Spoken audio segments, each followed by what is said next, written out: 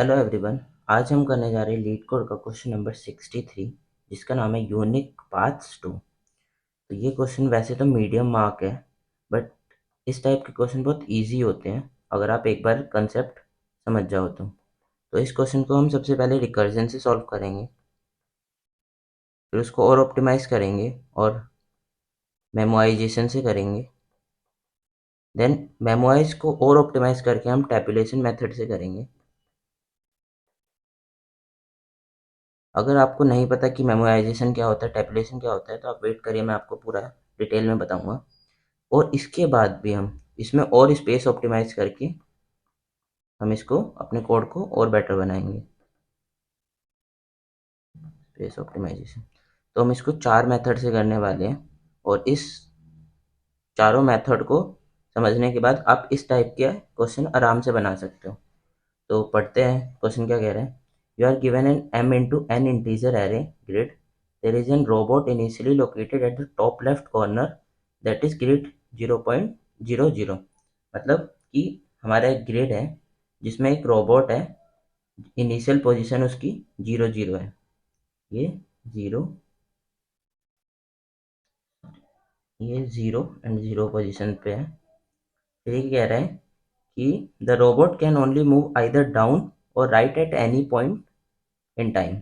तो रोबोट या तो राइट मूव कर सकता है या डाउन मूव कर सकता है। An obstacle and space are marked as 1 और 0। इसमें कुछ ऑब्स्टेकल है, जैसे कि इसमें रेड से दर्शाया हुआ है, तो इसको मार्क 1 है, और जो ये ब्लैंक स्पेसेस हैं इनमें मार्क 0 है इस ग्रिड में। तो return the number of possible unique path that are that the robot can take to reach the bottom right corner. तो रोबोट को एक पाथ चुनना है कि कितने पाथ से वो इस पोजीशन तक पहुंच सकता है। ठीक है, तो अब समझते हैं कि इसको कैसे रिकर्जन से सॉल्व करेंगे हम। तो अब हमारे पास, मेरे दिमाग में रिकर्जन कैसे आया कि मेरे पास दो चॉइसेस हैं, मैं इस चॉइस पे भी ट्रेवल कर सकता हूँ, इस चॉइस पे भी ट्रेवल कर सकता हूँ, और मुझे उस चॉइस से एक आंसर चाहिए, इस चॉइस से एक आंसर चाहिए। तो इस वजह से मेरे दिमाग में रिकर्जन आया कि जब हमें multiple number of choices explore करनी होती है तब हम रिकर्जन को सोचते हैं। ठीक है, अभी रिकर्जन करते हैं। तो मैं आपको कंप्लीट ड्राई रन करके दिखाऊंगा कि ये कैसे होता है।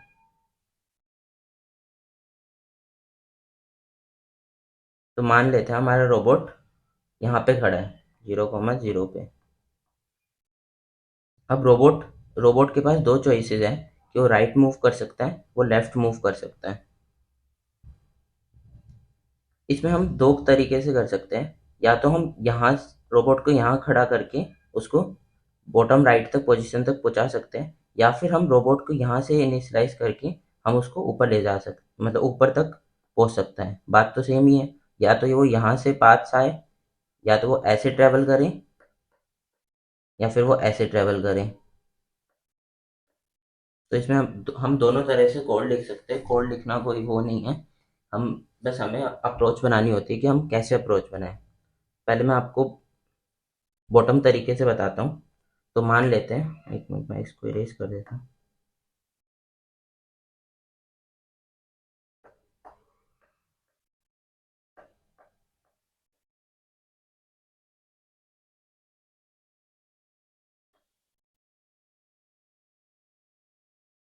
तो मान लेते हैं हमारा रोबोट यहाँ पे खड़ा है,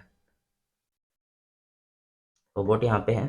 तो अब हम, अगर हमारा रोबोट ऊपर होता तो हम बॉटम और राइट में मूव कर सकते हैं, बट अगर अब हमने रोबोट को नीचे शिफ्ट कर दिया तो अब हम लेफ्ट और अप मूव कर सकते हैं क्वेश्चन के हिसाब से ही, क्योंकि हम अब नीचे से ऊपर ट्रेवल कर रहे हैं, तो अब हम लेफ्ट और अप मूव कर सकते हैं। तो समझते हैं। मान लो एक सॉल्व नाम का फंक्शन है, जो इनिशियल पोजीशन उसकी n-1 एन m-1, ये क्या है, रो का एंड ये वाला पोजीशन। अब यहाँ से इस पे दो चॉइसेस है, या तो वो अप जा सकता है या तो वो लेफ्ट जा सकता है। मान लेते हैं एक एग्जांपल, ये 3 into 3 की मैट्रिक्स है, तो हमारा इसको इंडेक्सिंग कर देते हैं 0 1 2 0 1 2। तो अब ये हमारा n-1 हो जाएगा 2, ये भी हो जाएगा 2। तो अगर ये अप मूव करता है तो वो मैं किस इंडेक्स पे पहुंच जाएगा? वो अप मूव करता है तो वो 1,2 पे पहुंच जाएगा। ठीक है। अगर वो लेफ्ट मूव करता है तो वो 2,1 पे पहुंच जाएगा। अब अगेन इस पे दो चॉइसेस है। अगर वो यहाँ पे आ गया, वो यहाँ पे स्टैंड कर रहा है, उस पे अगेन दो चॉइस है। वो तो ये या तो ये वो यहाँ मूव कर सकता है या फिर वो यहाँ मूव कर सकता है। अगर वो अगेन फिर से अप मूव करता है तो वो 0,2 पे आ जाएगा। अगर वो लेफ्ट मूव करता है तो उसे मूव करने के से पहले उसे चेक करना है कि क्या वो रास्ता ब्लॉक तो नहीं है। ऑब्स्टेकल मतलब है उधर हम नहीं नहीं जा सकते, ये रास्ता ब्लॉक है। ठीक है। तो अब हम इधर जा नहीं सकते, तो हम इसके लिए एक बेस कंडीशन लगा देंगे कि अगर इफ, मैं आपको शो कर देता हूँ कोड में, if obstacle grid is equal to 1। 1 क्यों? क्योंकि हमें बोला था कि जहाँ पे ऑब्स्टेकल होगा वो वहाँ पे 1 मार्क होगा। तो अगर 1 होता है तो वहाँ से हम रिटर्न 0 कर देंगे। ये मैं बताऊंगा क्यों है। तो यहाँ पे ऑब्स्टेकल है तो हम यहाँ से रिटर्न कर जाएंगे, सिंपली आगे नहीं बढ़ेंगे। यहाँ से हमें 0 रिटर्न होगा। अब हम इस वाले पोजीशन पे 0,2 पे, यहाँ पे अगेन हमारे पास दो चॉइसेस हैं, अप एंड लेफ्ट। तो अगर हम अप जाते हैं, हम इस पोजीशन पे खड़े हैं इस वाले पॉइंट पे 0,2 पे, अगर हम अप जाते हैं तो हम आउट ऑफ बाउंड चले जाएंगे। तो यहाँ से हमें एक और बेस कंडीशन मिल जाती है, बेस केस। तो हमें क्या करना चाहिए? अप जाएंगे तो हमें कोई वैलिड वो नहीं मिलेगा पाथ, तो वहाँ से हम रिटर्न 0 कर देंगे। अगर हम आउट ऑफ बाउंड हो जाते हैं, जैसे आई लेसर देन 0 या फिर जे लेसर देन 0 हो जाता है, तो वहाँ से भी रिटर्न 0 कर देंगे। यहाँ से भी हमारा रिटर्न 0 हो जाएगा। अब हम लेफ़्ट भी जा सकते हैं यहाँ से, तो ये वाली भी ट्राई करते हैं, एक्सप्लोर करते हैं। तो अगर हम लेफ़्ट जाते हैं, हम पहले चेक कर लेंगे यहाँ कोई ऑब्स्टेकल तो नहीं है। नहीं, यहाँ कोई ऑब्स्टेकल नहीं है, यहाँ पे हम जा सकते हैं। तो अब हमारा इंडेक्स हो जाएगा 0,1 पे। अगेन इसके पास दो चॉइसेस होगी, अप एंड लेफ्ट। अब अगेन हम इस पॉइंट पे खड़े हैं, हम अप नहीं जा सकते क्योंकि हम आउट ऑफ बाउंड चले जाएंगे। तो इस कंडीशन के हिसाब से हम रिटर्न 0 कर देंगे। अगेन लेफ्ट जाएंगे तो अब हम पहुंच जाएंगे 0,0 पे। ये 0,0 क्या है? हमारा डेस्टिनेशन है जहाँ हमें पहुंचना था। तो हम अपने डेस्टिनेशन पे पहुंच गए। तो अब हम क्या करेंगे, यहाँ से हम अगर अपने डेस्टिनेशन पे पहुंच गए तो हम यहाँ से रिटर्न 1 कर देंगे, क्योंकि हमें एक पाथ मिल चुका है जो कि ये वाला पाथ है, up up left and left. ठीक है। तो अब हमें यहाँ से एक पाथ मिल चुका है। अब हमें अप साइड से 0 पाथ मिला, लेफ्ट साइड से 1 पाथ मिला, तो हम बोल देंगे हमें दोनों साइड से एक पाथ मिला। ठीक है। अब यहाँ से भी हमें 0 पाथ मिला, यहाँ से हमें 1 पाथ मिला, तो ये बोलेगा कि मुझे एक पाथ मिला। तो अगेन हमें अब अप साइड से हमें एक पाथ मिला, यहाँ से 0 पाथ मिला, तो ये 1 पाथ मिला यहाँ। अब मैं इसको इरेज कर देता हूँ।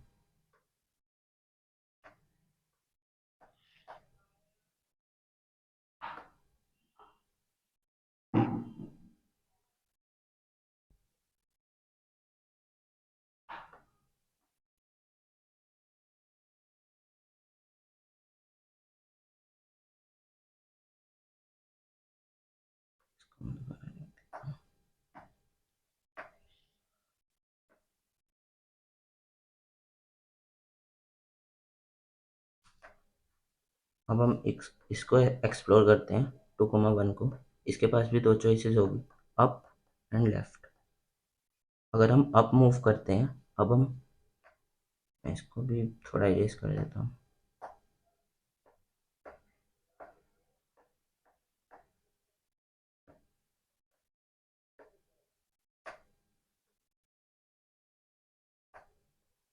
अब हमारा रोबोट यहाँ पे था और अभी हम कहाँ पे खड़े हैं? 2,1 पे, विच इज दिस। तो अब हम अप अगर हम अप मूव करते हैं तो हम सबसे पहले क्या चेक करेंगे कि यहाँ पे कोई ऑब्स्टेकल है कि नहीं। अगर ऑब्स्टेकल होता है तो हम सिंपली यहाँ से रिटर्न जीरो कर देंगे।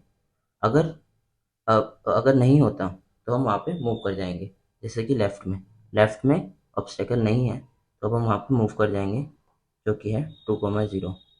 अगेन इसके पास दो चॉइसेस होगी, which is up and left. अब अप में चेक करेंगे, अप में हम मूव कर सकते हैं, हाँ मूव कर सकते हैं, तो हम मूव कर जाएंगे, विच इज़ 1,0।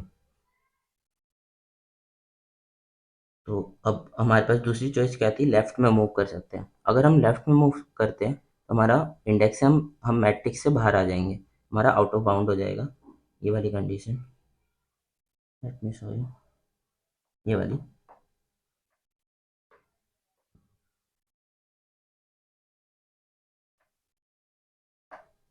इस वाली कंडीशन से हम रिटर्न जीरो कर देंगे, तो यहाँ से लेफ्ट वाले से रिटर्न जीरो हो जाएगा। अब हम इसके पास अगेन दो चॉइसेस हैं, which is up and left. अगर हम अप मूव करते हैं, जो कि यहाँ पे, तो हम अपने डेस्टिनेशन पे पहुंच जाएंगे, जो कि है 0,0।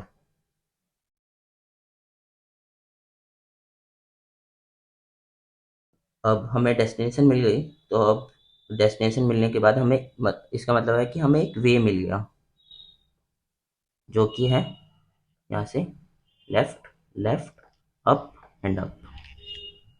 तो यहाँ से हमारा वन रिटर्न हो जाएगा, और हम यहाँ से, इस पॉइंट से अगर लेफ्ट मूव करते हैं तो वो आउट ऑफ बाउंड हो जाएगा, तो यहाँ से हम रिटर्न जीरो कर देंगे। अगेन दोनों साइड से हम देखेंगे हमारे पास कितने पाथ्स हैं। यहाँ से वन पाथ है, यहाँ से जीरो पाथ है, तो हम यहाँ से वन रिटर्न कर देंगे। अगेन यहाँ से हमें वन पाथ मिल रहा है, यहाँ से जीरो पाथ मिल रहा है, तो हम यहाँ से वन रिटर्न कर देंगे। Again zero path, one path, यहाँ से वन पाथ हो जाएगा। अब हमें अप साइड से भी वन पाथ मिल रहा है, लेफ्ट साइड से भी वन पाथ मिल रहा है, तो ओवरऑल हमें टू पाथ्स मिल जाएंगे, जो कि हमारी आंसर है। और ये हमारा आंसर है 2। ठीक है, ये हो गया कंप्लीट ड्राई रन। अब हम इसका कोड देखते हैं और समझते हैं कि कैसे होगा।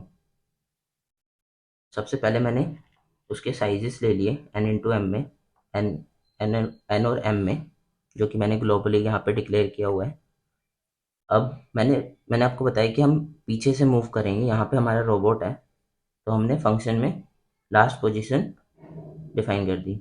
अब हम इस फंक्शन में आते हैं, तो पहला हमारा बेस केस क्या था,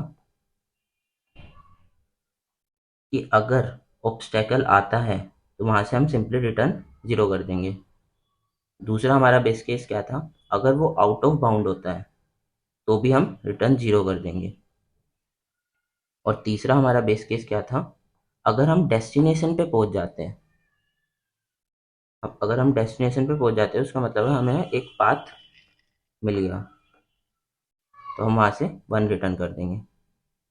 उसके बाद अगर ये तीनों कंडीशन नहीं होती, अगर हम चेक करेंगे कि हमें लेफ्ट मूव करना है, अप मूव करना है, हम दोनों एक्सप्लोर करके लास्ट में दोनों का प्लस करके नंबर ऑफ वेज रिटर्न कर देंगे।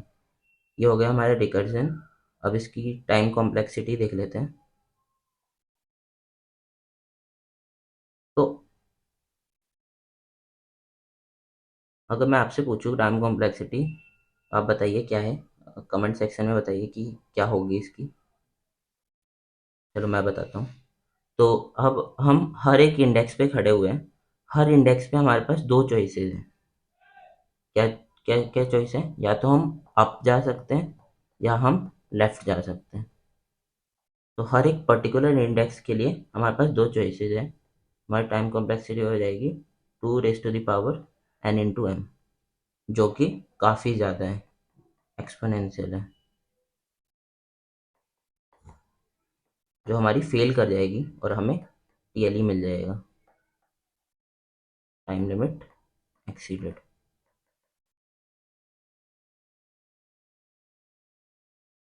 तो अब हमें इसे ऑप्टिमाइज़ करना होगा।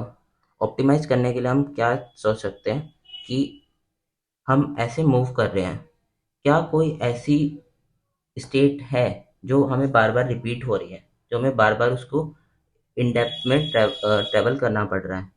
तो हाँ, कुछ स्टेट्स हैं जो रिपीट हो रही है, जिसे हमें बार-बार ट्रैवल करना पड़ेगा। जैसे कि जैसे हम इस वाली स्टेट्स पे पहले आ चुके हैं। मान लो कोई बड़ा एग्ज़ाम्पल लेते हैं।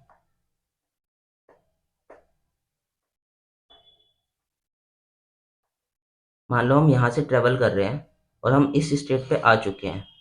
तो हम जब इस इधर से ट्रैवल करेंगे, तब भी हम इस स्टेट पे आएँगे। तो अगर हमें इस स्टेट पे आंसर पता रहेगा कि इस पे आंसर क्या आ रहा है, तो हम यहीं से सीधा आंसर पिक कर लेंगे। हमें ट्रैवल नहीं करना पड़ेगा पूरा, कि यहाँ से क्या आंसर आएगा। ये वाली स्टेट और ये सेम जाएगा। तो अगर हमें पता है कि इस यहाँ से हमें क्या आंसर मिलने वाला है, यहाँ से हमें क्या आंसर मिलने वाला है, यहाँ से हमें क्या आंसर मिलने वाला है, तो हम इसको ट्रैवल करेंगे ही नहीं, हम यहाँ से स्टोर कर लेंगे और डायरेक्ट आंसर ले लेंगे। तो हमारी ये वाले स्टेप्स सेव हो जाएंगे, इतना हमें ट्रैवल नहीं करना पड़ेगा। ठीक है, तो उसको हम मेमोराइज कर देंगे, मतलब हम उसको स्टोर कर लेंगे। तो उसका कोड देखते हैं, ये है मेमोराइजेशन। तो मेमोराइजेशन में हम क्या करते हैं, हमारे पास तीन सिंपल स्टेप होते हैं। सबसे पहले हम डीपी एरे डिक्लेयर करते हैं। ये डीपी एरे कैसे डिक्लेयर करते हैं, हम पहले चेक करते हैं कि हमें हमारी क्या क्या स्टेट चेंज हो रही हैं। तो हमारे पास क्या क्या इंडेक्सेस चेंज हो रहे हैं, तो हमारे पास दो इंडेक्सेस हैं, एक तो आई और एक जे। 2D मैट्रिक्स में दो इंडेक्स है जो हमारे पास चेंज हो रहे हैं, तो हम उसे 2D डीपी बनाएंगे, 2D डीपी की मैट्रिक्स बनाएंगे, जिसमें हमारा फर्स्ट होगा रो, सेकंड होगा कॉलम, और हम उसको सबको इनिशियलाइज कर देंगे -1 से। तो ये कैसे बनेगा, मैं बना के दिखाता हूँ। ये कुछ ऐसा बनेगा, ऊपर वाला। इसको हमने क्या किया, सबको -1 से इनिशियलाइज कर दिया, -1 से इनिशियलाइज कर दिया। अब हम इसमें सेम रिकर्जन वाला लॉजिक लगाएंगे और यहाँ से चेक करते रहेंगे, जहाँ पे ऑब्स्टेकल हमें मिलेगा, जहाँ पे हमें ऑब्स्टेकल मिलेगा, जैसे हमारे इस पॉइंट पे ऑब्स्टेकल था, तो वहाँ वहाँ पे हम जीरो कर देंगे और चेक करेंगे कि लेफ्ट से क्या आंसर आ रहा है, राइट से क्या आंसर आ रहा है, और उसे स्टोर कर लेंगे। हम कहाँ पे स्टोर करेंगे, यहाँ पे। ठीक है, और हम ट्रैवल करते करते अगर हमें उसका आंसर मिल जाता है, मतलब अगर -1 नहीं होगा तो यहाँ पे कुछ आंसर होगा। मान लो यहाँ पे 1 है, यहाँ पे कुछ आंसर होगा, तो हमें पता है कि यहाँ पे 1 आएगा, यहाँ से 1 आएगा। तो हम, अगर -1 नहीं है तो वहाँ पे 1 है, तो हम उसको रिटर्न कर देंगे डीपी ऑफ आई जे को, मतलब इस वाले आंसर को। तो मैंने आपको बताया था मेमोराइजेशन के 3 स्टेप होते हैं। तो उसमें पहला स्टेप है हम डिक्लेयर करते हैं, दूसरा स्टेप है कि हम यहाँ पे चेक कर लेते हैं कि वो आंसर है या नहीं, और तीसरा स्टेप है हम उसको स्टोर कर लेते हैं। मैं दोबारा भी लिख देता हूँ। फर्स्ट स्टेप है डिक्लेयर, सेकंड स्टेप है check if it is present और नॉट,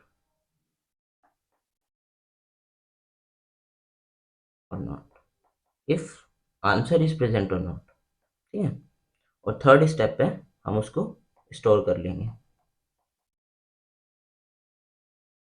ठीक है, अब हम इसकी टाइम कॉम्प्लेक्सिटी डिस्कस करते हैं। तो हमारी टाइम कॉम्प्लेक्सिटी क्या हो जाएगी, जैसे कि हम 2D एरे यूज़ कर रहे हैं, तो हमारी टाइम कॉम्प्लेक्सिटी हो जाएगी n×m। अब हमने वो दो चॉइसेस वाला वो हमने सेव कर लिया। ठीक है, और सिमिलरली स्पेस कॉम्प्लेक्सिटी भी n×m हो जाएगी, और साथ में ऑक्सिलरी स्पेस भी n×m का।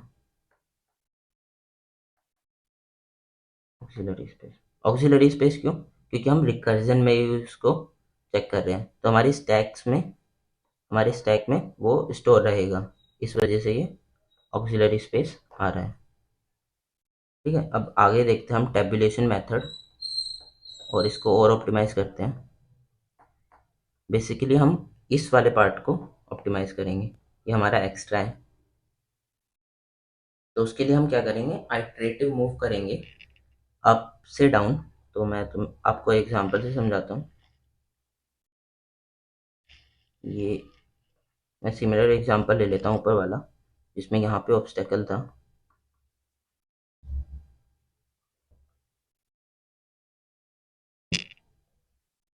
तो हम इनिशियलाइज करते हैं, डीपी को हम 0 से इनिशियलाइज कर देंगे। तो हम एक डीपी मैट्रिक्स और बनाते हैं जिसमें सब 0 है।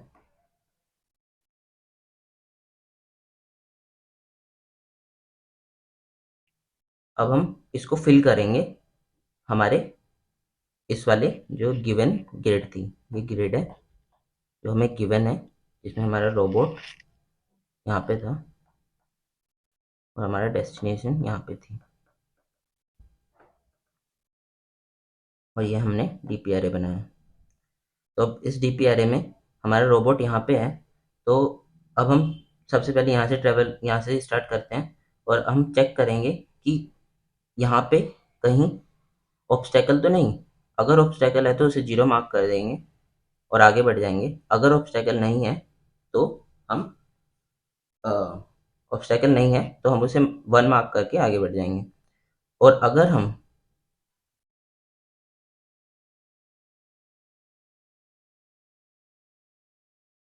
अगर हम अपने डेस्टिनेशन पे पहुंच जाते हैं तो हमें आंसर मिल जाएगा। ठीक है, तो हम यहाँ से स्टार्ट करते हैं। अब 0,0 पे है, अभी हम इंडेक्सिंग और कर देता हूँ मैं। 0 1 2 0 1 2 1। ठीक है, तो अभी हम 0,0 पे हैं यहाँ पे।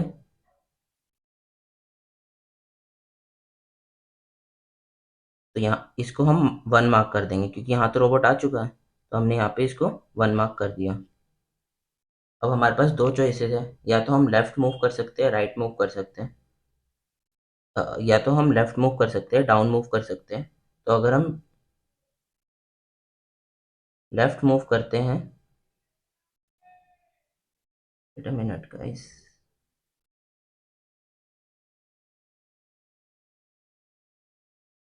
हाँ, हमारे पास दो चॉइस है, या फिर हम अप मूव कर सकते हैं, लेफ्ट मूव कर सकते हैं। तो सबसे पहले हम क्या करेंगे कि यहाँ पे हम जहाँ जहाँ हम जा सकते हैं, अगर यहाँ पे ऑब्स्टेकल होता तो हम यहाँ पे नहीं जा सकते। ठीक है, तो यहाँ पे ऑब्स्टेकल नहीं है तो हम इसको क्या करेंगे, 1 मार्क कर देंगे। इसको भी हम 1 मार्क कर देंगे। यहाँ भी हम जा सकते हैं, इसको भी 1 मार्क कर देंगे, इसको भी 1 मार्क कर देंगे। बट अब हम इसको फिल करते हैं। तो इसको कैसे फिल करेंगे, पहले हम चेक करेंगे कि ऑब्स्टेकल है या नहीं। अगर ऑब्स्टेकल है तो हम उसको कुछ नहीं कर सकते, वहाँ पे तो हम जा ही नहीं सकते, हम आगे बढ़ जाएंगे। अब हम इस वाले को फिल करेंगे। इसमें हम चेक करेंगे कि ऑब्स्टेकल है या नहीं। सबसे फर्स्ट स्टेप है ऑब्स्टेकल चेक करना। अगर ऑब्स्टेकल नहीं है तो फिर हम चेक करेंगे क्या ऊपर से क्या आंसर आ रहा है, मतलब इस वाले वे से यहाँ से क्या आंसर आया है। तो यहाँ से 1 वे है, हम यहाँ से अपने डेस्टिनेशन पे पहुँच सकते हैं। तो यहाँ से हमें 1 मिल रहा है और यहाँ से हमने जहाँ भी ऑब्स्टेकल होगा हम उसको 0 मार्क कर देंगे। यहाँ से हमें पता है यहाँ से हम कोई आंसर नहीं मिलेगा, यहाँ से हम नहीं जा सकते, तो यहाँ से 0 आएगा। तो 0 + 1 हम इन दोनों को ऐड कर देंगे, अप प्लस लेफ्ट, तो हमारा ये बन जाएगा 1। सिमिलरली अब हम इसको फिल करेंगे। हमें पता है ऊपर से कोई आंसर नहीं मिलेगा, लेफ्ट से 1 आंसर है, तो हम दोनों को ऐड करके 0 + 1 1। अब हम इसको फिल करेंगे। इस वाले में हमें पता है अप से 1 वे मिल रहा है, जो कि ये वाला है। अप से हमें ये वाला वे मिल जाएगा,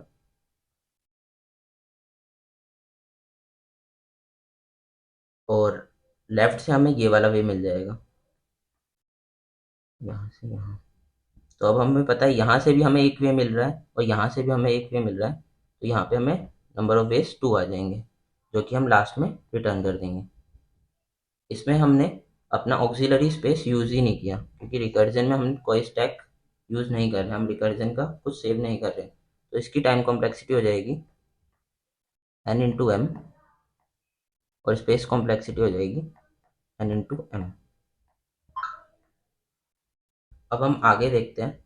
अब हम इसको और ऑप्टिमाइज करने की सोचते हैं, तो हम टाइम तो कहीं सेव नहीं कर सकते, क्योंकि जैसा क्वेश्चन बोल रहा है हम वैसा कर रहे हैं, और टाइम तो हम कहीं नहीं बचा सकते, हमें ऐसा ही करना पड़ेगा, हर वे को ट्रैवल करना ही पड़ेगा। पर हम स्पेस स्पेस में कुछ सोच सकते हैं कि क्या हम स्पेस को और ऑप्टिमाइज कर सकते हैं। तो हाँ, हम स्पेस को ऑप्टिमाइज कर सकते हैं। हम इसको n इंटू एम से n प्लस एम में ला सकते हैं। तो वो देखते हैं कैसे करेंगे। तो अब हम क्या कर रहे थे, इसमें मैंने आपको बताया कि मैं दोबारा बना देता हूँ, मिनट। हमारे पास ये ग्रिड थी,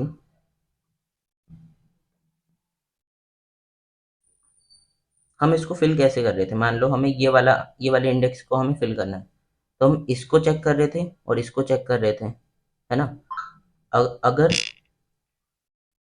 हमें इस वाले ग्रिड को फिल करना है, तो हम इसको चेक कर रहे थे और इसको चेक कर रहे थे, तो हमें इस वाले के लिए इसकी ज़रूरत नहीं पड़ रही थी, इस वाले एरे की ज़रूरत नहीं पड़ रही थी, तो हम उसको क्यों इंस्टॉल करें, यही क्वेश्चन है कि हम उसको क्यों इंस्टॉल करें जब हमें इसकी ज़रूरत है ही नहीं। तो हम क्या करेंगे कि मान लो कोई बड़ा है,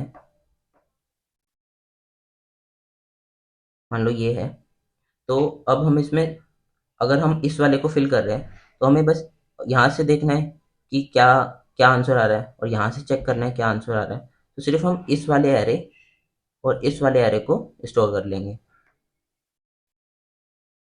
इस वाले को और इस वाले को। सिर्फ हमें दो एरेज की ज़रूरत है जिससे हम अपना आंसर निकाल सकते हैं। दोबारा समझाता हूँ।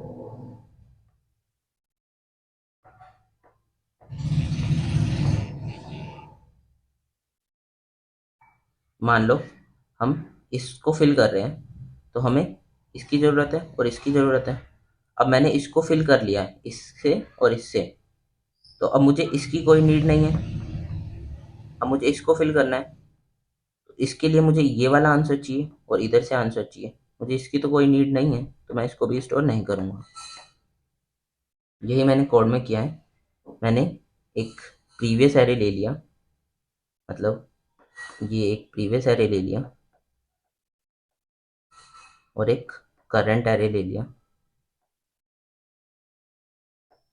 अब हर बार मैं इस जो भी, मान लो मुझे इसको फिल करना है, तो मैं इसके अपर वाले और इसके लेफ्ट वाले से आंसर निकाल लूँगा, जो कि मैंने यहाँ पे किया हुआ है। एक ये प्रीवियस एरे है, ये करंट एरे है, और मैंने इसमें आंसर निकाल लिया इसके प्रीवियस वाले से, प्रीवियस जे से।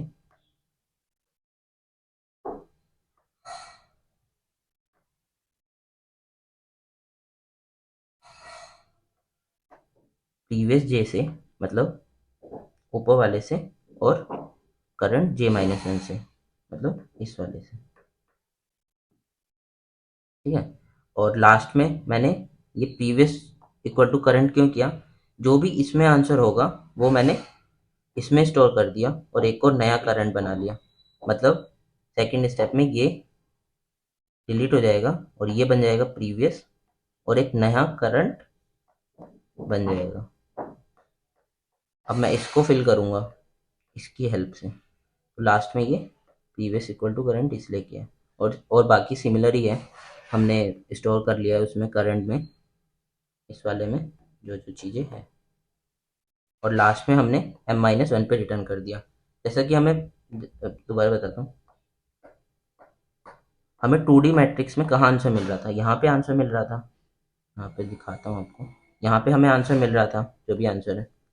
तो अब हमें प्रीवियस वाले में यहीं पे आंसर मिलेगा, तो हम क्या करेंगे, प्रीवियस के लास्ट वाले कॉलम को रिटर्न कर देंगे, जो कि हमारा आंसर होगा।